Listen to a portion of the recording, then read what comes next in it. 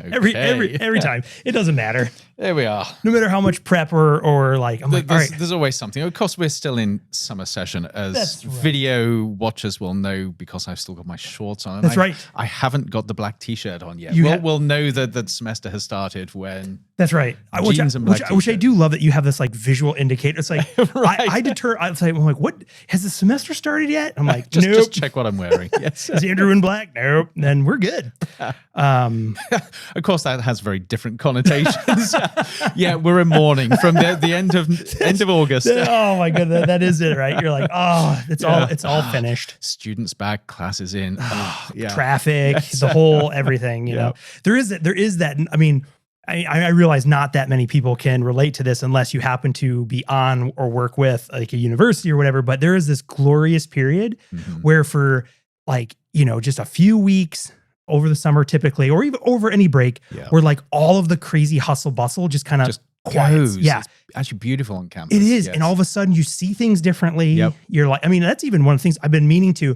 I mean, the danger here is the heat, but also the UV index. Cause I'm like, I really want to bring my camera on campus. Cause I actually, one of my favorite times to photograph like a portrait of a university campus is twofold. One, with, of course, people, but also when you're just trying to capture like the architecture. Sure, yes. It's so much better when there's no people around. Well, it helps, yes. Yeah. Well, but with AI these days, you just raise the people. Oh, that's true.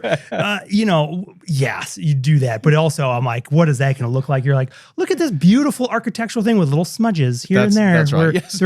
Where once a person. AI has just guessed what is supposed to be in that space. That's it. Well, that could be an interesting thing. You're like, this is what I see. Yep. Also, like, change it. Like, what should a university campus look like? And just, that would be such a cool exhibit. Sort of the ASU with the imagination, where you actually take those real photos and you just get AI to sort of change it. Yeah, well, it would be cool because we've spent. I say we. I mean, like people, not necessarily you and I.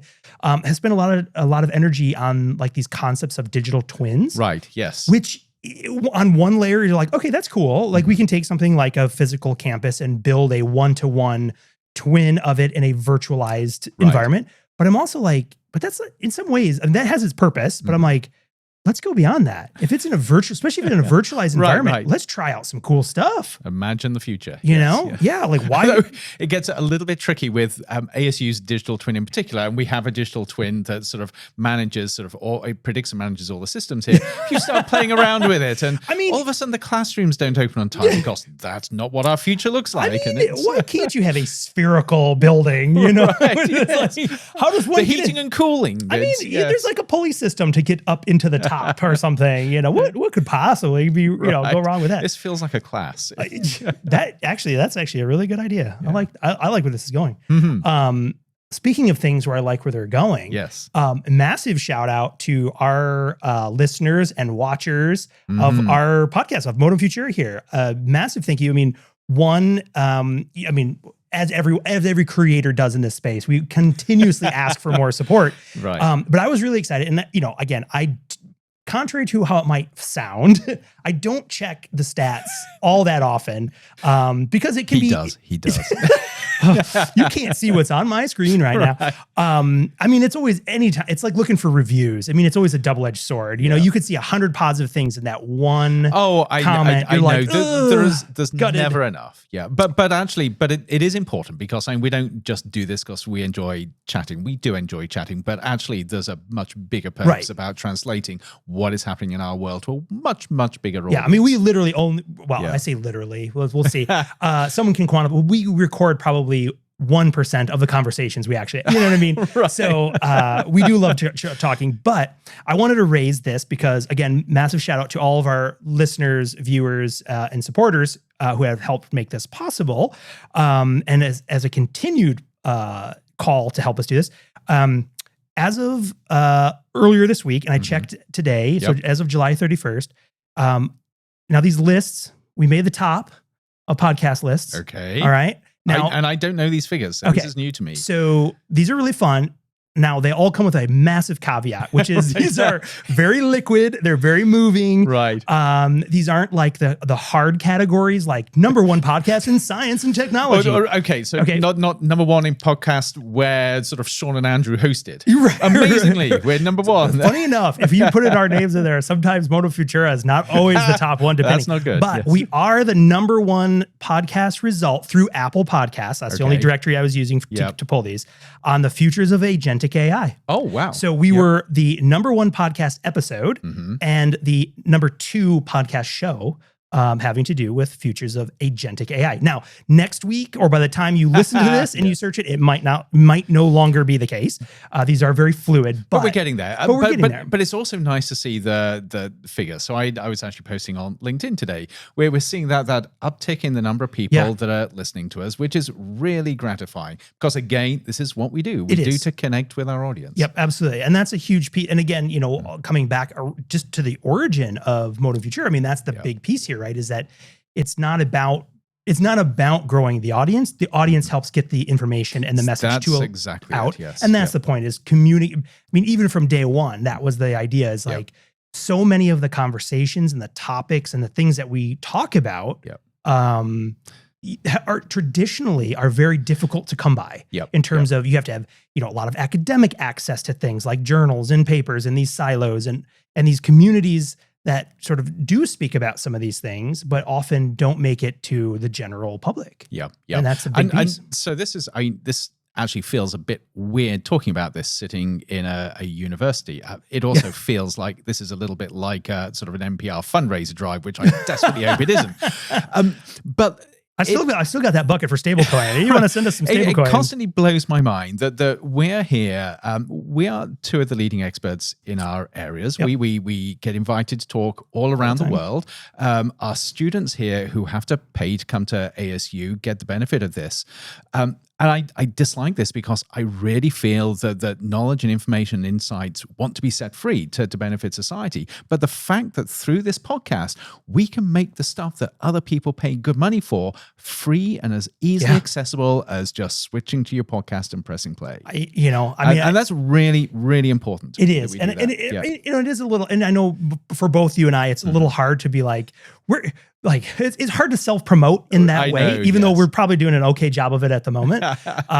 But it is important because there has been times where, people, colleagues, not here at ASU even, but just around the globe have even mentioned, or graduate students who have come up and they're like, this is like a doctoral seminar for free in my ears. That's actually enjoyable to listen to, that I can take with me. Yep. And that's, again, that's tremendous. And people, telling us, you're putting our audience off again. People are thinking, the last thing I need is a doctoral seminar in my ears. No, it's much more fun. Believe me, I have not been to many doctoral seminars where we have so much fun and laugh so much. I was going to say, I think also what we're doing is changing perhaps setting the bar higher for how these doctoral seminars should be. I think you're right, yes. We should add a little levity and some humor to that as well, because my goodness.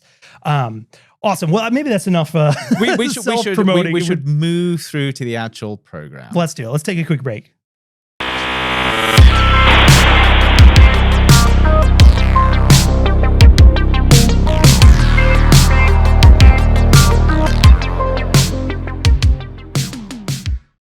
All right, Andrew, thank you for joining me on yet another fantastic episode of Modem Futura.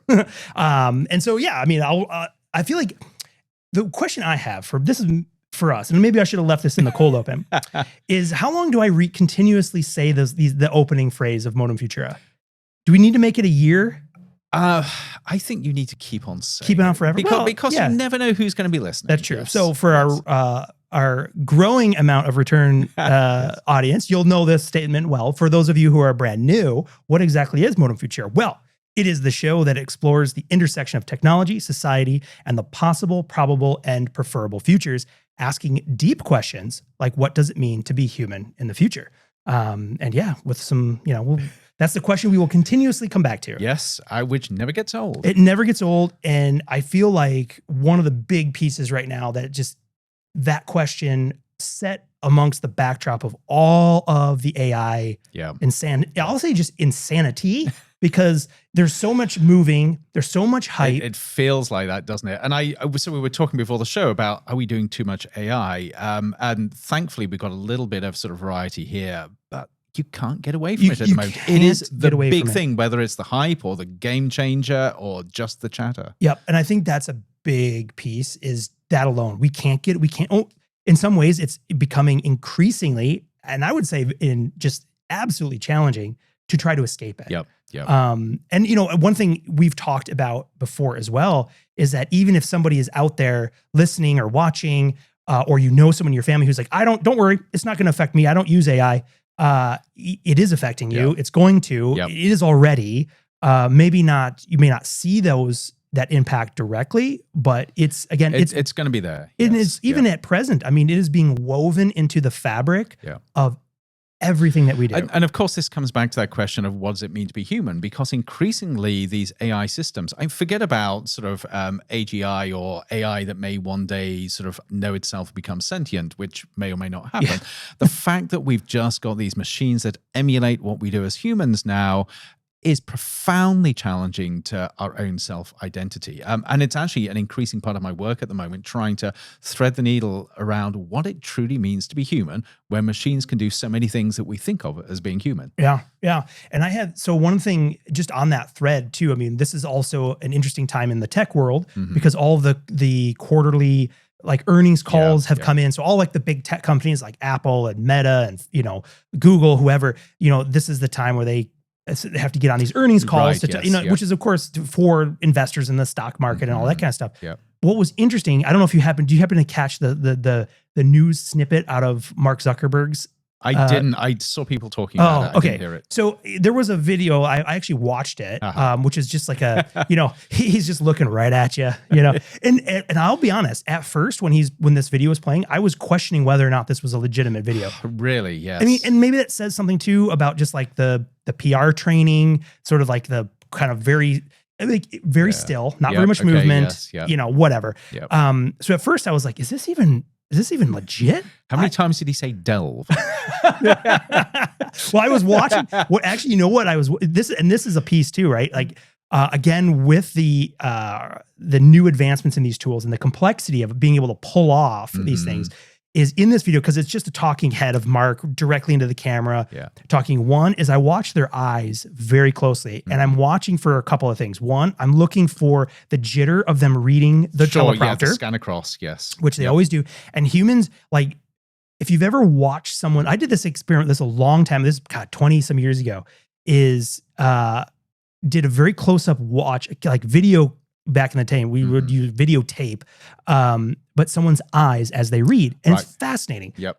Because originally, you assume, at least I did, right? There's a misconception that you think that your eyes read smoothly across the page. Jitter, and they jump. Yeah. And they go crazy, which also, I mean, long story short, gets back into even the word read, which is based on radar, which means to guess. I mean, it's all beautifully connected. Right. But so watching for the jitters, which was there, and also just, you can tell someone's reading a teleprompter, but also looking at the reflections.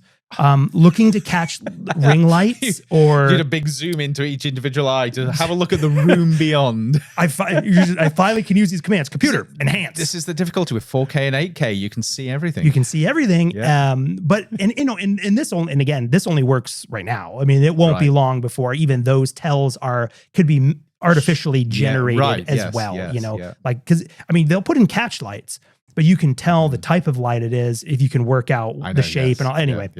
Yeah. So watching this thing, there was a lot buried in there that as this thing was going, I mean, it was triggering me in all kinds of ways because I was just like, Have we got to the content yet? This is just the video still. Yeah, this is the video.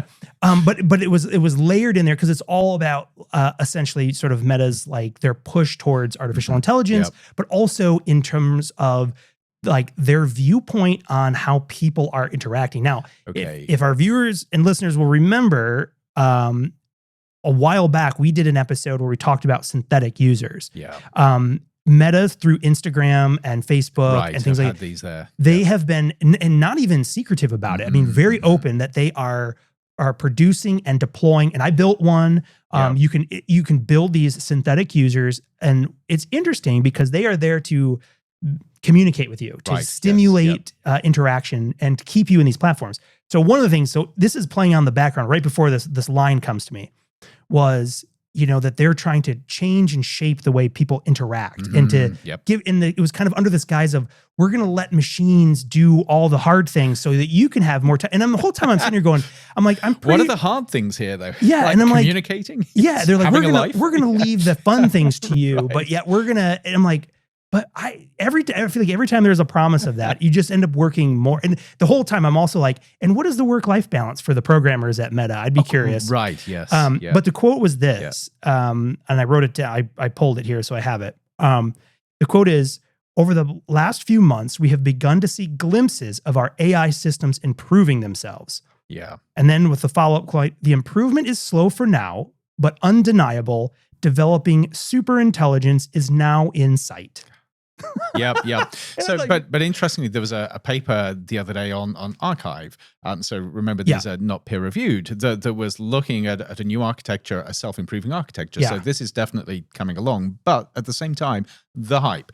It's almost as if with these companies, they've got to be promising AGI, artificial general intelligence, for their shareholders, because that's what everybody is after. Yeah, and what struck me about that one is, of course, I mean, part of that when you listen to someone say these things, is you're like, well, show me the receipts then. Like, let's see. But nobody knows what it looks like. No. I mean, increasingly, AGI is what you define it to be.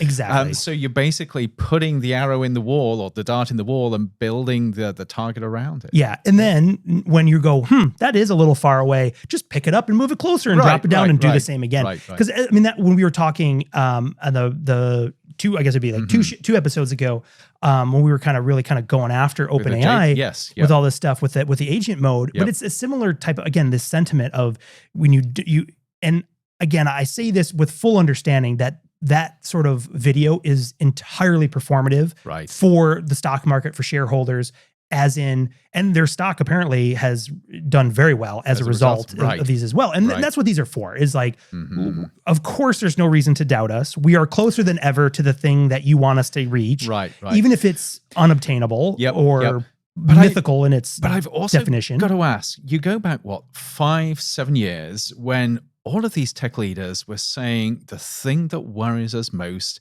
is AGI. We have got to put the brakes on this because we have no idea what the risks are going to be. Where are those conversations now? It's all sort of full steam ahead. Let's see who can get there first. And you know, I want to try to not be cynical, but it's hard to not just say money. Because I mean, again, go back to the origins of OpenAI. I mean, so for people who aren't familiar with like the story of OpenAI didn't start as a traditional Silicon Valley startup, company. Combined not for profit. Yes. It was this, and even I think its original origins, it was purely nonprofit.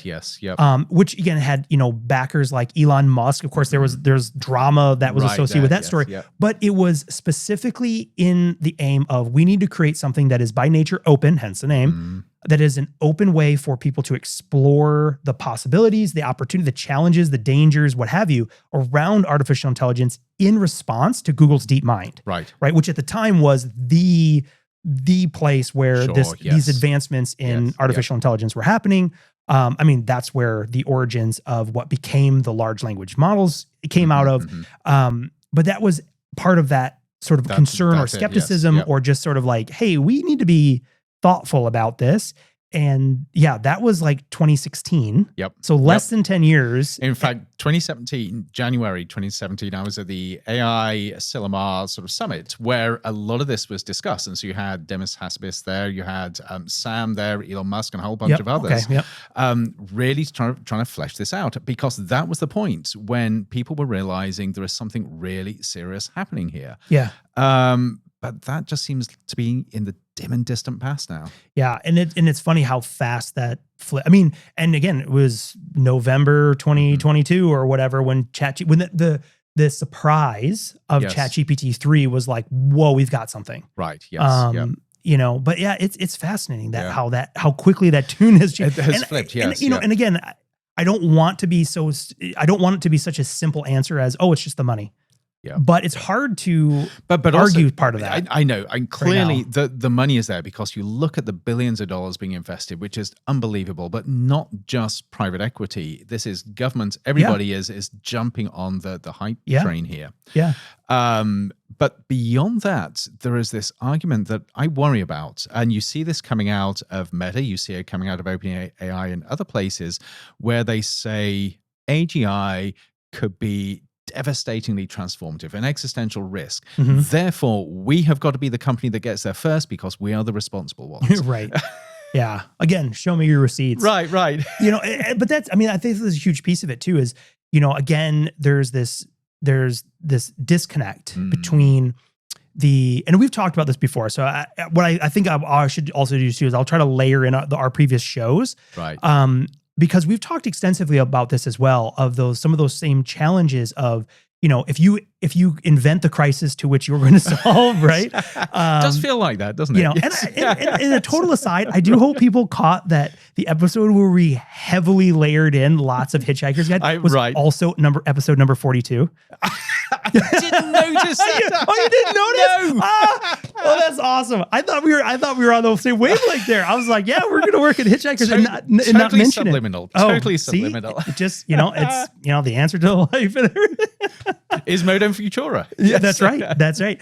No, but again, there's this disconnect between this idea of this technological sprint, and it's like the question, which I'm asking, other people are asking, but again, thinking about we think about the futures of these things, we collectively as a society who are voting for politicians and lawmakers who are creating regulatory frameworks and all these kind of things. Like, there's a reason we all need to be collectively thinking about these, because it's not one person. It's not a 10-person design of the future. Because if you really look at some of the futures that are being sort of laid out in terms of the scenarios from some of these people that say we have to create AGI because the future is terrible. And all these things, you're like, every one of these people seems to paint this picture of this horrific future to which only if they can reach this product, it'll save us all. I know. But I'm like, but if you really claw that back and you're like, so what really is the reason for the rush? Right? I need to get there first. And why do we need to get there first? Because what's the motive? You're right. And of course, there are motives all the way from Elon Musk's plan B. We got to get to Mars because the Earth is going to disappear one day, which is, to give him credit, it's a crazy, crazy justification, but at least it's a justification. Sure. We've got to go faster because we've got to go faster. Yeah. And of course, part of that is the idea of GDP and development and progress. The idea that you've got to be making faster and faster and faster progress as a society, as a species. Yeah. Which actually, the only context that makes sense in is the context of a company where your quarterly earnings have always got to be higher than the previous quarter. Right. But which makes no sense in reality. It's totally made up. It's economic sort of fiction. Yeah. Well, and in that same, and it's like, you get to the root of it, like that expectation, that the stock market expectation is all speculative. Yes. It's whatever you did yesterday does not matter. Right. It's what's the potential that you're going to do for me tomorrow? Right. And I'm betting on that. And then of course there is a real side of this, but even that I think raises questions. And I should be very clear here. I am very excited with where AI is going. I think there's unbelievable potential, but at the same time, even if you sort of say, you look at the world at the moment and we've got problems with wars, we've got problems with famine, we've got problems with disease, and then you say AI is going to solve all of this, it's the wrong way of looking at it. You should be looking at other solutions as well. So you look at, poverty, famine, disease. There are other ways of addressing those problems rather than just say one day we're going to have a solve-it-all AI system. That's right. And I think a big piece of that, I like the way that you kind of set that up, because one of the ways that I've started approaching a lot of these topics, and one of them, education, right? That's a big piece, right? Another perfect example. We're going to solve education with AI. Yep. And it's like, and again, this takes us back to the conversation we had with Punya a while back too. It's like, that's the wrong way of framing. The wrong question. It's how do we solve, like in that, whether it be education or poverty issue or, whatever the social or, technical problem it is, how do we solve that in a world where we're using AI? Right. Like, yes. because again, it's not so, it's not going to be this golden lightning rod that you just wave it and you're like, aha, I do my little, I watch Harry Potter. I mean, I could try a spell with it or whatever. And I'm like, no, it's not going to just transform and magically solve a thing. Yeah. It still is going to require the humans to think about what is the problem, how do we solve it, and applying that amazing artificial intelligent technologies in a world full of that. And how do we think about how can that technology, in a world where that is pervasive and part of the fabric, now how do we solve these problems? That's right, which then becomes a very human problem. So this framing, and this, of course, it's what I study, it's what many of our colleagues study, sort of getting a sense of the right questions to ask. Yeah. And a stupid example is, imagine you go to your fridge and there's no milk there. There's an easy solution to that, and there's a hard solution. The technological solutionist side of it is, let's invest in creating a robot that one day will go down the street and buy us some milk so we don't have to do that and put it in the fridge. What a great idea. Yeah. Get a refrigerator with sensors in it and camera in there to evaluate that's right. it. Completely forgetting the fact that the solution to the immediate problem is walking 5 minutes down the road or taking a car and buying another carton of milk. Yeah. And that is the challenge we're facing. People look at the problem and they very self-indulgently say, this is an excuse for me to do all the fun things I want to do, rather than this is how we're going to address the problem. Yeah, exactly. And I think I may have shared this example before. So I'll do it again anyway. I'll repeat. Repetition can be used intentionally, right? Especially as you get older. Oh, here he goes again, telling us the same old stories. But I had heard one time an example of that of using. There was a massive enhancement project for creating basically railway time from a train that was going from, I forget the place. It may have been London to Paris or something like this. I remember this one. Right. And so, we're going to spend, I forget what the budget was. It was a lot of money to make that go faster so that people are more happy and satisfied with this trip. Yes. You approaching it purely from a deterministic engineering. The only way that this is better is if we make it quantifiably better, shorter, less vibration, things like that. But they never considered the fact of maybe the best solution is just make the experience better. Right. So save the gazillions of dollars to redo the infrastructure because it was maybe good enough. And instead investing in just the whole process to make it, give people free coffee or something. I was going to say the price of a cup of coffee. Yeah. Or free Wi-Fi or something. And so suddenly this, because I think that case study in particular was something like, by the time it was finished, they had spent an enormous amount of money. And I think they had shaved off 12 minutes or something. I mean, and of course, all of this is, this is a word that I hate, but I'm going to use it. It's technological solutionism. The idea that the only future you can see is finding solutions with your own sort of blinkered perspective. And I don't like it because solutions are important. If you've got a problem, you need to find a solution.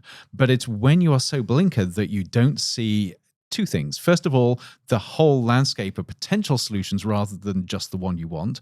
And secondly, you don't realize that all solutions are temporary. There is no absolute solution to a problem because we live in a dynamic world. That's it. And I think, and I would add to that too, I think I saw, I don't know how recent it was, but there was, of course, some inflammatory tweet by certain electric car manufacturing owners that will remain nameless, claiming that the term or the occupation of a researcher doesn't exist anymore. Well, no, I'm going to name and shame. This was, of course, Elon Musk, who basically sort of said, no such thing as a researcher. There's only an engineer, and we've got it all wrong. So scientists, researchers, you have no idea what you're doing because it's all just engineering. And of course, to a scientist, I know that he is completely and utterly wrong, which is fine. He's allowed to be wrong. But when you've got a gazillion followers who now believe that engineering is the solution to everything, it doesn't help. And to that point, that exact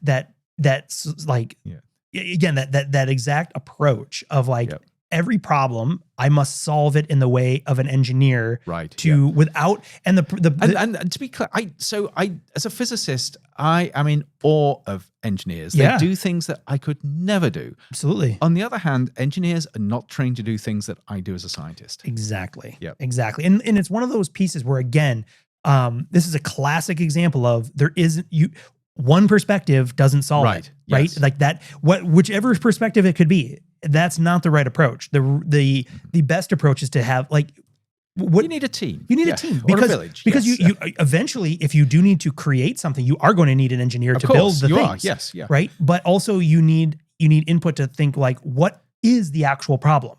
Is it something that requires us to reconfigure the structure? This is going to sound awful, but you need the ability to think as well as the ability to do. It's very, okay, that's where we definitely hear all the listeners sort of switching off. That's okay. We can take I will pass all the hate mail to an AI system and say you feel bad about this. Yeah. But that's the key though. Is like to have a solution or an output that is taking the problem at hand and hopefully, mitigating it in a way that takes us closer to a state of flourishing, a better place than we were. Yep. It requires more than just one professional perspective of how that thing could be solved. See, that's exactly right. Yes, and I think the fallacy is when, and it's interesting to look over the last 20 years too, and in terms of even just financially, where how much money has been sort of spent in how fast job occupations like programmers and engineers and things like that compared to how they were previously, how they skyrocketed to almost to a point where it seems like, again, in this world of the Silicon Valley approach, it's no. The engineers in Silicon Valley know we can solve it all. Right. And, opinions of, sociologists or philosophers is not needed. The fallacy is propagated. Yes. Exactly. Yep. And just because, and this, I would extend this to not just an individual, but organizations as well. Just because you have been incredibly successful in one particular area does not mean that same set of skills. Just to balance the scales, scientists are just as bad as everybody else. And that is true. You look at a Nobel Prize winner, and of course, Nobel Prize winners, they are exceptionally good at one narrow area. It doesn't mean they're good at everything, but there is this sort of habit of Nobel Prize winners suddenly feeling as if they could talk about anything. But it's a scientist trait, I find. Yeah. Which is where you've got to have that diversity of voices. Yeah. And so this is sort of what I do with my students, and it's what I practice and what I teach. I always look for the voices that are interesting, illuminating, and creative, and tell me things and give me perspectives that I didn't even know existed. Yeah. Even with my students, actually, this is especially with people that haven't even been to university. Sometimes people that haven't even graduated from high school. Sure. They can have insights and ways of thinking and ways of seeing and understanding the world that blow your mind. Oh, absolutely. And if you close yourself off to those insights, you're not only missing out, but you lack the tools necessary to make sense of the world that we live in. Absolutely. And even at the most even just a pragmatic approach to that is you're setting yourself back, and you might go on this long journey to end up right back where you were had you just had those perspectives included in what you're thinking. Yes. No, It's back to the fridge and the carton of milk example. A 10-year-old kid has got more nous with how to solve that problem than maybe some of these engineers who would try and build the whole system around. Which is all, the Rube Goldberg machines are a wonderful example of exactly this, right? It's you can over-engineer and extend these contraptions when really the simple answer was let's push the toast down. Right. But where's the fun in that? But I guess that's the thing where for some people that fun may be in any one of those points along the way. That's it. Yes. So again, to flip it, I can see sort of quality of life and identity is solving simple problems in complex ways. Yeah. There is a lot of generative fun there, but sometimes it's not what's needed. Yeah, no, absolutely. But that, kind of coming all the way back to Mark Zuckerberg's comment. Yes, sorry, we got sidetracked it's all kind of coming full circle because it's around this claim that superintelligence is within sight. Right. That is an incredible, and again, that's where I'm show me the receipt. Okay, so I've got to sort of just add a little bit to that. Yeah. So this idea of superintelligence is going to solve everything. Yeah. So in my career, I've rubbed shoulders with Nobel Prize winners. I remember when I did my PhD at University of Cambridge in the Cavendish labs there, we had our fair share of Nobel Prize winners. Famous laboratory, by the way, right? Famous laboratory, and some very famous prize winners there. And I learned at a very early stage, they know squat about most things that matter. So I ended up with a very, very healthy skepticism about superintelligence in humans. Yeah. So when people talk about superintelligent machines solving everything, my eyes roll. Yeah, you're like, I've seen this in action and it doesn't work. You might be really good at that one thing. Yeah, no, but it's wild to me because, and again, for people who aren't familiar, and these are terms, and this is another, I feel like there was this growing segment when we diverge into the AI where I'm like, this is what grinds my gears. Right. But one of the challenges is sort of the co-opting of so many of these terms that have existed for decades to explain these, in some ways, these hypothetical milestones of an artificial intelligence, right? Yes, yeah. You have your narrow, weak artificial, which is where we are today. The next, and these are, I used to describe these at times too as like epochs, because that's how big of a jump these things are from one another, right? Yes. So if you think of all the fancy, cool stuff we have today that is very technologically impressive, we use them all day long, that is still weak, narrow by definition, original definition, these very weak, narrow AI tools. The next epoch to that is the AGI term that's been kicked around like it's going to, like it's inevitable, which is artificial general intelligence, which again, that is the point at which, again, basing this off sort of the original sort of working definition, right? That when an artificial system could demonstrate the same level intelligence as a living being. Not necessarily human, but a living creature, which it still cannot do. We're going to have artificial chicken intelligence. Right. Maybe that's where we're heading. But so even that alone is fraught with like, we can't even accurately define what makes human intelligence. That's it, yes. And all these things. But this is where, and this has fascinated me for years now. So you look at an AI expert like Stuart Russell, robotics and AI expert, and years ago, he struggled with this definition of what does artificial intelligence mean? And he ended up being very reductionist with this and basically said the only way we can talk about this is machines, and I'm paraphrasing him, but machines that can problem solve with agency. So you give them a problem, and if it's AGI, it can be a general problem. They can work out how to address that problem, and they have the means in order to push the buttons and pull the levers to do that. So that makes sense, but that's an incredibly narrow definition of intelligence. It's one really small slice of what humans do, and yes, it's powerful, but it doesn't mean you can solve anything. No, well, and exactly, and it's like, and how do you account for all the cultural, the embodiment, all these other, I mean, again, that's it. Yes, it's not something that is so simplistic as solve this one math problem or solve this Olympic high school math problem. And that demonstrates an intelligence because that might demonstrate a small fraction. That's right. Or again, the output mimics the same output. And so if they look the same, you could say, well, what's the difference? It also assumes that every problem is solvable. And yet we know, and this is where you need to talk to people in the humanities and the social sciences, that some problems have solutions, other problems don't. Yeah, absolutely. And because the systems are messy and complex. So you look at human society and you look at sort of politics. There are no easy solutions because when you've got multiple people with multiple agendas, multiple sort of ideas of what they want, there is no one minimum or maximum. It's messy. No, and in fact, even in like education and social sciences, we even have a direct term for it. They're called wicked problems. That's right, yes.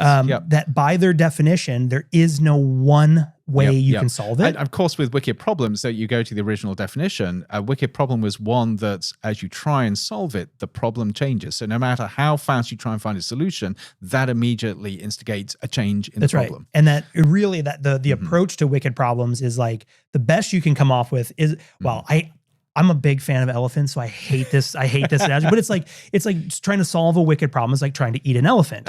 You can't do it without, and the only way to do it is one slice at a time. Or if you're a vegan like Sean, just imagine a great big blob of tofu. a tofu molded into the shape of an elephant. Yes. That I can get behind. Right. But that's part of the challenge is like the most you can do is tackle one chunk of it. Yes. Knowing that a solution to that chunk may very well, it could be a solution to a chunk, or it could by its own solution cause other changes that make it where the system is dynamic. And actually, I like the language of pathways forward. So rather than solutions, you find pathways which by necessity sort of change over time, but at least you know the next few steps, and then you work out what happens next. And these wicked problems, I mean, I'm gonna dangerously try to get my math correct here on this, but an asymptote, right, always approaches the line but never touches it, right? Yes. And so that's kind of like the idea between like a wicked problem is you can continuously work. It's like anything that is idealized. There's an even better analogy than that. So you imagine you've got the asymptote, you think that you're getting close to the axis, but actually there's a fog between you and the axis. So when you eventually get to peer through the fog, you realize actually the axis is hundreds of miles away. You've been going in the wrong direction. And that is very well could happen. Right. But that was kind of like this idea too, right? That these problems are incredibly wicked and there is no direct solution. Yeah. But again, that's all, and that's just the first, I shouldn't say the first, the second order of epoch of artificial intelligence, right? Yes, general, yes. Like to be able to do that. And the reason I want to draw this, because we joke about it. You'll hear it if you're doing AI stuff. You'll hear about the paperclip maximizer thought experiment, things like that. Which serves a good purpose to get the brain thinking about stuff. But the whole point of that is like throughout, like I would say the last 30 years up until very recent, till the AGI Cambrian explosion, the thought process about these epochs was narrow artificial intelligence, very helpful, productive, increasing productivity. We see lots of gains in data and analysis, all this stuff, blah, blah, blah. General intelligence, very useful. It can do agentic things like do things for you. And this is where you start to see a lot of these, again, if you go back to the sci-fi stuff, this is when you have her and you have, all these companions and you have all this kind of artificial intelligences sort of commingling with humans. The epoch that has always been labeled superintelligence. Right, yes.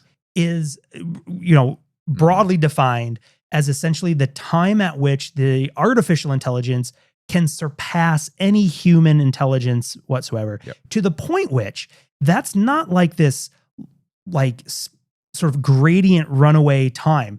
It's like almost an instant exponential. That's it. Yes. And this is the place when you think about the people who are raising the existential crises around AI.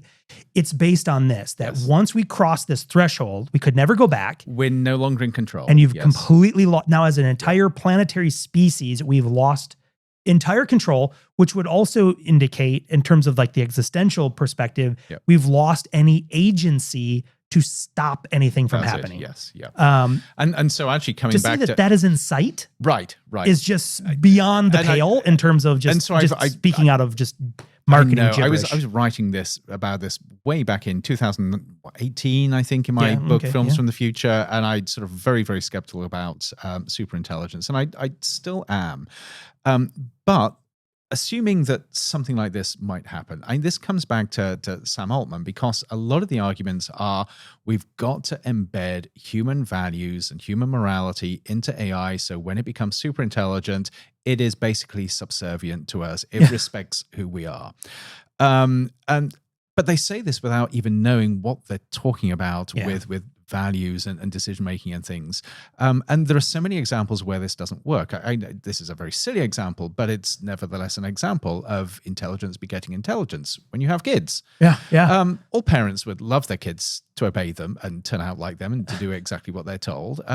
I don't think it ever happens. How can you do this even like your dog? Because the whole definition of an intelligence is that it has its own agency. Right. Yes, you can instill some sort of set of values or a worldview, but at the end of the day, they're their own agent. That's right. Even you can have positive and negative reinforcement. Right. And at the end of the day, it's still an agentic decision of whether or not you're going to do those things or not. Yeah.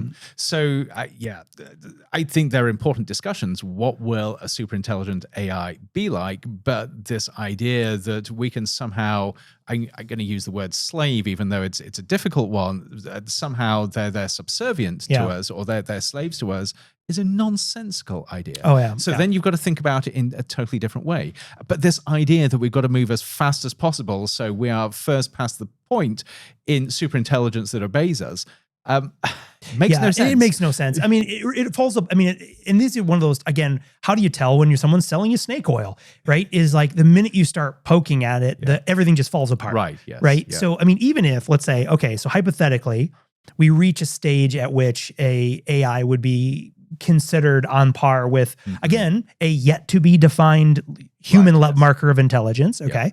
At that point too, you're like, okay, well, when does it now, is it now a sentient being? Does it not now have? See, and that's what a lot of people conflate. So I think there's a very big difference between intelligence, and consciousness, and sentience. Yeah. And of course, people study this. And at the intersection between sort of cognitive science and neurobiology and AI, people, they both understand these nuances and they deeply grapple with them. And my question is, like, when you say super intelligence is within sight, I'm like, well, hold on. Because again, we get to this idea of intelligence. Well, is that what makes humans special? Is our intelligence? Right. Or is it our mind? How the hell does a mind form? I mean, we don't have a solid roadmap where we can say, oh yeah, look, it's I know. Well, it's tick 1, tick 2, tick 3, we're good. But again, coming back to the whole sort of underlying idea behind this podcast and the center we have here at ASU, the future of being human, this is why the question about what makes us us, what gives us our identity, what gives us our value in a technologically complex world is so important. It's one of the most important questions facing humanity. Of course, there are practical questions around how do we avoid sort of bricking the planet or sort of causing strife through the world. But fundamentally, we need to understand ourselves in a world where technology challenges what we've long assumed means being human. Absolutely. And I think, I mean, that's one thing that is somewhat crazy in some senses, right? Is that question, it's like you just keep asking it, and every week the question becomes more important than ever. Right. It right? absolutely does. I mean, it wasn't that long ago when it was like, oh, well, humans are just humans. We just do our thing. No one can paint like there's no Beethovens in the world. And then it was, well, humans can write beautiful prose. Yeah, they'll never do that. Machine, tick. Humans can create lovely art. Tick, machine does that. Yep. Humans can take sort of photos. Tick, machines have been able to do that forever. No one can pose music the way. Yes, yeah. Tick. So what is it? I'm sitting here frustrated because I'm actually, co-writing a book about this at the moment that we can't talk too much about because we're still developing. Just stay tuned. But we're really developing some of these ideas about what is the essence of being human and how do you keep hold of that and thrive in an age of AI? Yeah, and it's really, I mean, the thing that's really fascinating about that conversation, and again, this is something, again, as just a thought starter for people to have this question. I mean, next time you're at a coffee with like a good friend or at having a drink or something, you literally ask that question. Like, what does it mean to be human? Yeah. Like, what is it that makes you you? Because what's really interesting is asking that question with different groups of people, with different individuals, and to hear the richness of how people start responding to that. That's it. Because it's not the same. Because I mean, you ask 10 people, you might get 10 different answers, right? Which is really interesting. But also then when you play that question, again, across the backdrop of all of this hype nonsense that's going on, that question becomes more and more important because, again, these tech companies, in the way that they are also integrating these tools with or without, sort of like an individual's consent, for example. I mean, they're becoming part of the fabric of the infrastructure. They're becoming part of the fabric of, your professional existence, the way that you interact with information, with each other. Not understanding sort of like where these boundaries are or how you even feel about them. Right. Again, I come back to this issue of turning that little dial one little tick mark at a time until we've reached a place we really do not want to be. See, that's right. Somebody else is making the decisions for you. But then the beauty is that if you get that clear crystal clear sense of who you are, what makes you you, you can then work out how you can enhance who you are through these technologies like AI. Yeah. So it's not pro or anti-AI. It's how do you use it to make sure that you live the life that fully reflects who you are in society. Yeah. Yeah, absolutely. And I think we've said it enough times, but maybe it's worth just, I'm like, I do want to say it because you already said it once today, but I'll say it again is, few people get as jazzed and excited and jump to the keyboard as fast as you and I do when something new tool, a new feature, whatever comes out. Would you like me to admit how much time I spend on ChatGPT and Anthropic's Claude? So it's at the moment, because I'm using them, it's several hours a day. Yeah. I do not avoid these tools. No, I use them deeply. And are also like myself, deeply excited about not only what they can do, but where this technology is going. That is also why I, particularly myself, I'll speak for just myself, why I get so fired up and animated about the hype. Right. Because to me, the hype is the danger. Because people who don't know the technology they're going to just hear the hype and they're going to say, we're close to superintelligence because I heard someone say it. And then guess what? That may never come. Right. Yes. And so what's going to happen then is in the field of AI has had a long history of springs and winters. It has. Right. Yes. So like hype and crash. Breakthroughs that really go, we're going to do it. Because every spring looks the same in the sense that it's like, we're almost there. Right. We're 5 years away. Then the fall comes. And then the fall. And then it's the winter. And then it could be, these could be months or years or decades of, because it's interesting to listen to some of the more senior AI researchers who were involved in these technologies. When they were getting their graduate degrees and stuff like that, people were like, don't go into artificial intelligence. Are you crazy? It's a dead end job. And that's not wrong from that perspective, 20 years ago. That's why they're trying to rule the world. They were so damaged at that point. And now they're thinking, what sort of, it's going to come back and bite you. That's right. That way you dissed me back there. That's right. Anyone out there who has ever had a major where people are like, oh, good luck getting a job with that is like, just, bide your time. It'll come back around. The evil mastermind. Once spurned by society, come back for that. I should have got it. But that's always one of the things. So I get very defensive about the hype and about the mythic qualities. Because again, that is where the damage is done. Right. Because people end up giving up things like the things that make them human. They give those things up either intentionally or maybe even unintentionally because they're not thinking about how these things have impact. But there's an interesting balance here. So again, sort of thinking at that intersection, which is what we both do between where we are at the moment and the future, you've got to exert your imagination. You've got to be free to imagine how things might play out, what the future might be like. But that again is very different from just selling the hype as if it's reality. It's like showing Terminator and saying, this is the world as it is at the moment, rather than saying this is a fiction of what might happen. Yeah. Well, and I think that's a big piece, right? Is like you can be, and these are part of like the tools when we think about, specific mindsets around like futures thinking and stuff like that, right? It's like, no, it's incredibly powerful to grant yourself the ability to either want or just chase these things down. What would it be like if superintelligence did actually happen? That is a fun, fertile place to think. Absolutely. Yes, because it gives you a safe space to start to highlight, well, what if it could do this? Wouldn't that be amazing? Or exactly that, the opening scene of Terminator 2 where just like the metal T100 or whatever crushes the pile of human skulls. You're like, ooh, well, we don't want that. But it gives you a space where you can start to examine these things and then literally going back and say, okay, well, how do we get to that one? How do we stay away from that one? It's different to somebody saying next year we're going to have AGI, give me $1 million. That's right. Exactly. Because also, and again, keep these things in mind that those futures that are often used along with these hypes, they're very prescriptive, which futurists don't do, right? Yep. We create scenarios, but we do not predict the future. This is what the future is going to be like. No, yes. you're like, here is a, and with it again, show your receipts is like, here's a scenario, and here is It's going to be your tagline. You're going to have the t-shirt. Show me your receipts. just on my tombstone. Totally contextless. Sort of wandering around campus. Show me your receipts. Show me your receipts. Show me your receipts for that. Or show your work. Maybe that's a better one. Right, Show your work. Yeah. But because that's what comes with it is like, well, here are plausible scenarios, and here is how those scenarios. That's it, yes. Yeah. Because again, nothing is set in stone. Yeah. Well, I guess maybe some people might believe that, but that's we'll say that for a different show.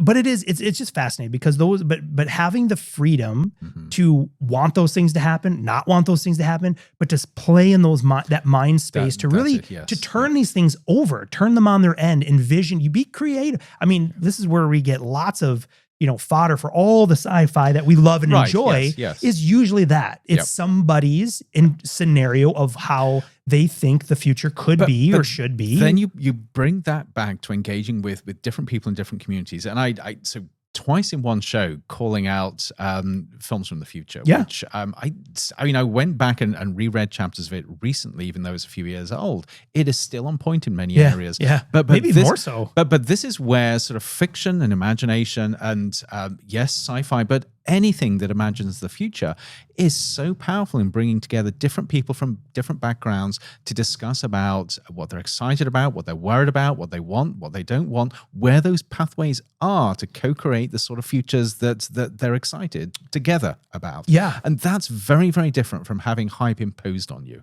Yes, completely. Because also, I mean, again, that hype is usually a very specific narrative coming from for a reason, right? Yes. Well, if you don't want to end up the skull trampled on, you better buy my product. That's exactly it. Yes. And so so oftentimes the narrative that comes from those hypes is actually one of the farthest things from a scenario, right? Because they're usually very intentional to trigger an emotional response, fear. I mean, think about it. What motivates people to do stuff? Right? It's like fear. Yeah. It's fear of losing something. It's the fear of losing something. You can, I mean, sex sells, right? Fear motivates. Yeah. You can play on heartstrings. You can trigger people's gut reactions. So it's either that dopamine hit of wanting something and being satisfied, or that sort of fright reflex. Yep. Yes. I mean, it's, and these trigger very, talking about, being human, right? Does the AI have a fight or flight reflex? Maybe that's the whole point of building in human values. We've got to make it scared. That's right. or just becomes very like a few pain receptors in there. That's right. Or worse, right? It doesn't have the flight. It has the fight. And you're like, ChatGPT, please tell me. And it's just like, I'm going to tell you something, pal. Like, oh no. That'd be actually interesting. Yeah. Oh goodness me. Yes. Yeah. I think we have some of those.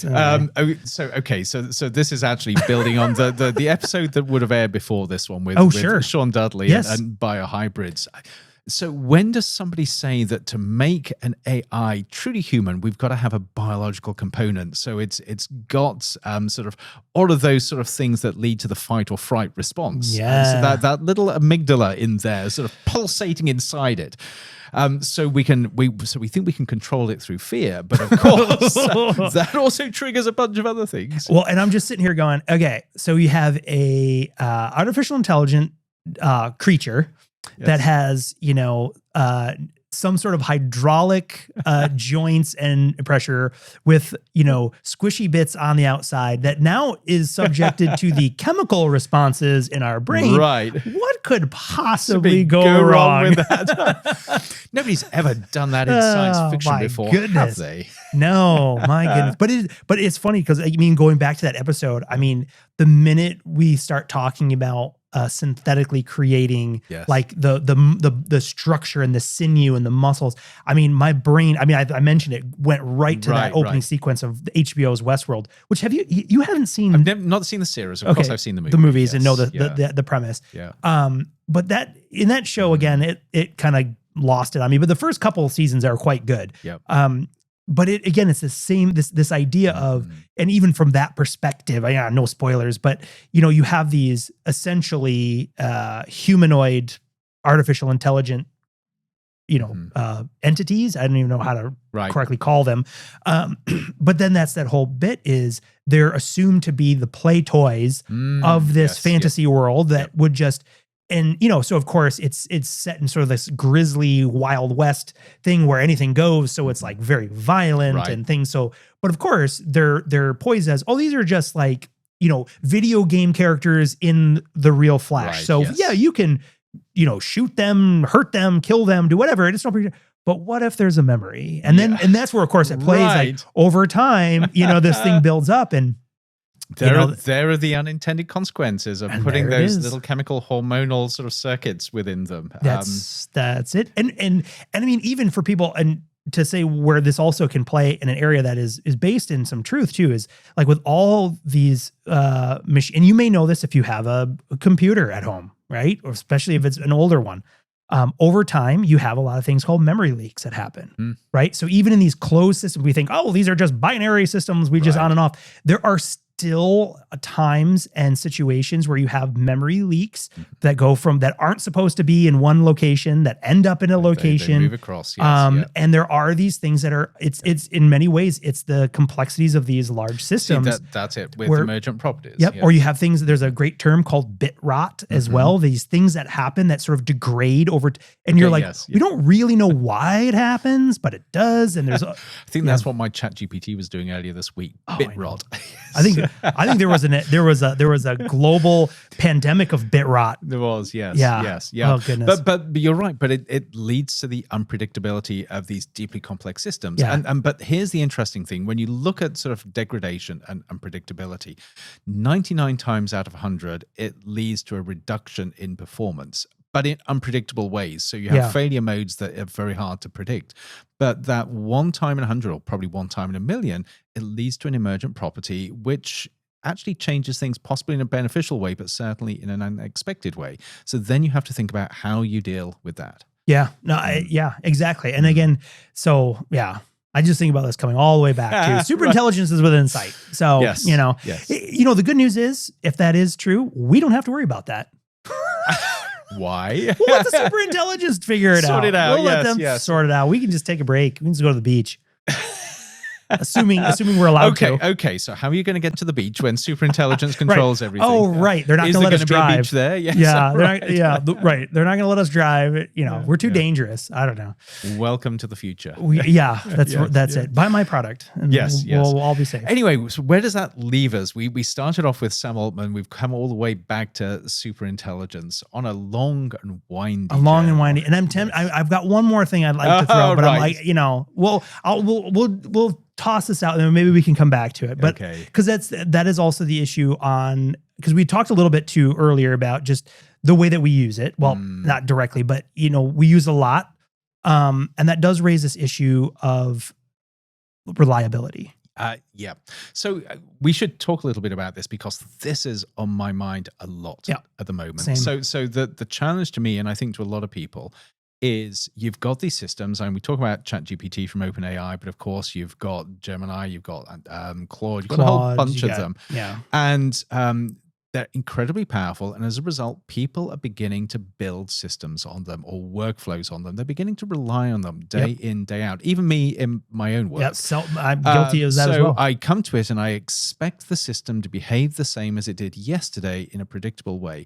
But because they're all developing systems, they can change without you knowing what happened. So this happened to me earlier this week. I mentioned ChatGPT using O3 Pro model, the top model, to do a series of tasks where we've been working on these for months, and every day I come to it, I need it to do the same thing. On Monday, it was behaving completely differently and completely erratically. I have no idea why. There's no reliability whatsoever. I think I had a good laugh. I'm going to pull it up. I had a good laugh because you had mentioned that. And I was like, I was relieved. I thought it was just me. Yeah. Because it's same thing. And it doesn't matter if you're just tinkering or playing, but if what you do relies on you being able to know exactly what's going to come out of that system, you can't afford to invest in a system that can do anything. And so this is I think that exact, if it was all under the guise of experimentation, you're like, okay, that's fine. Yep. But one of the challenges, and I think this has been an ongoing challenge for a platform like OpenAI that has, because, again, they're under pressure.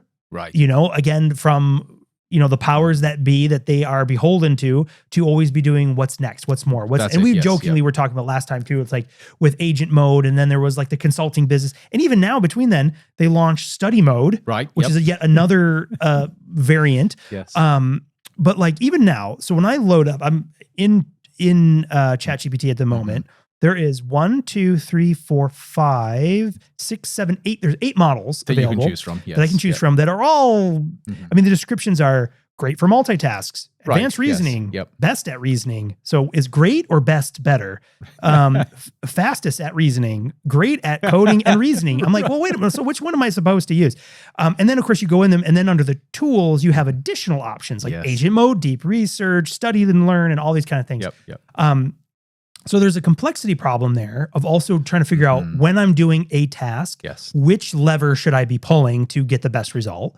But as you mentioned, I think one of the biggest challenges, and I think in the short term, this is going to be a potential massive weakness with not just OpenAI's tools, but any of them, is exactly to your point, is if you are relying on it for either there is an underlying API for something you've built. Right. Yes. An app or another data Perfect service. example. In ChatGPT, you create a bot. A GPT. A GPT, which you then distribute to others. So they have this version of ChatGPT that they use for specific things, and they assume that it's going to work.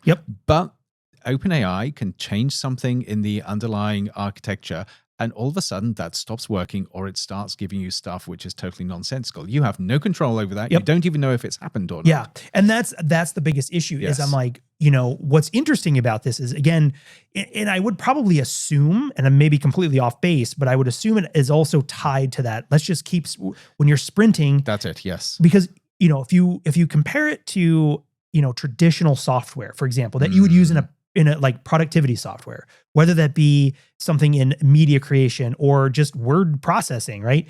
You have these things that are called like SLAs, a service level agreement, which is basically like, if you're buying our service, we guarantee a 99.999% uptime. With this kind of system, you don't have that at all. That's it. And one of the challenges is you start to become reliant on, I run transcripts. This was a funny one. Modem Futura. I run our recorded audio through a Whisper, which is the model of Whisper is an OpenAI product, to pull out the transcript from these kind of things.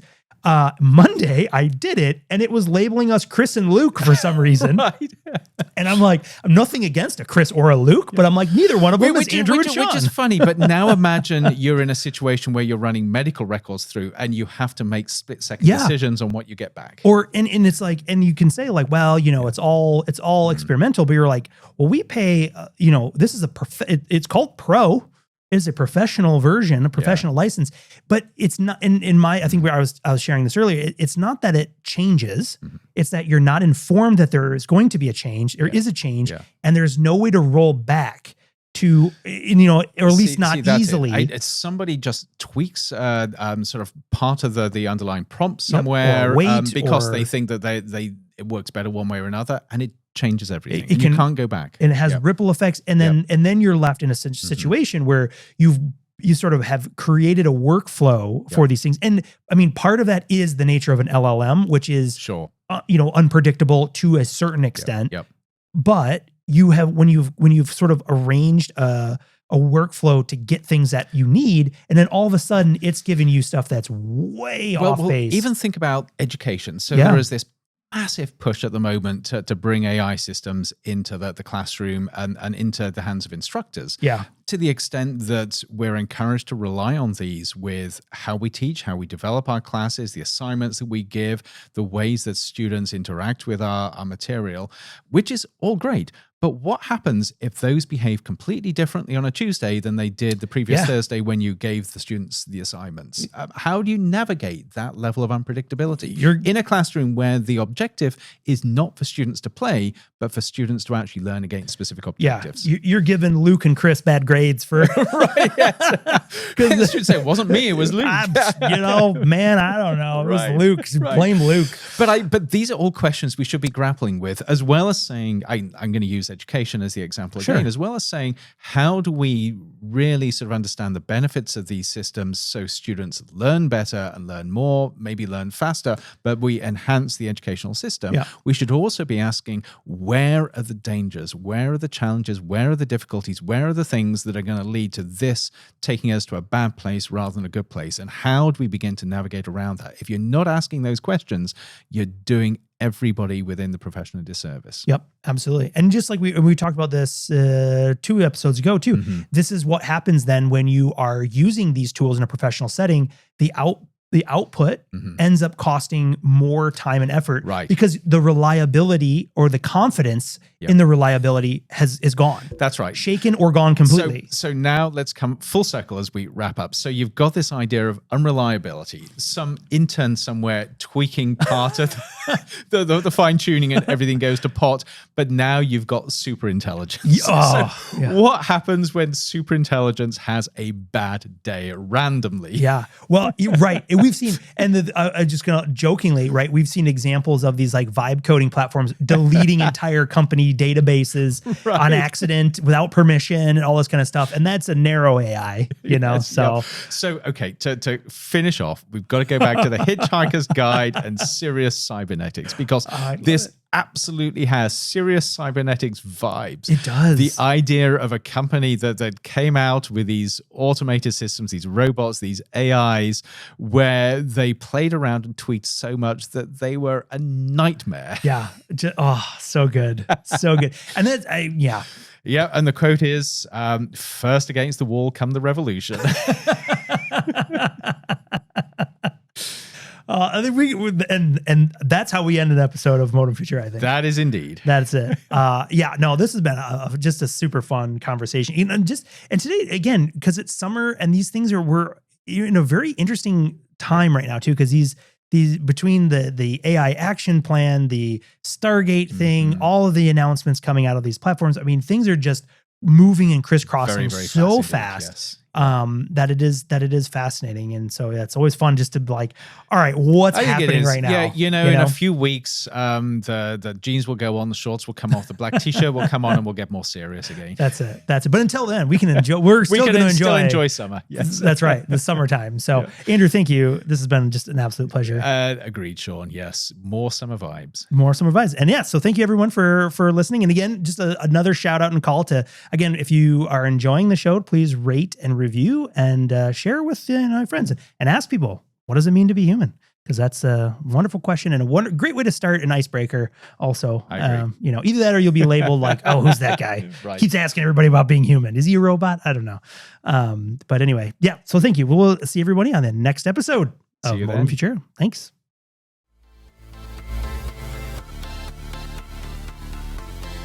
And transmission.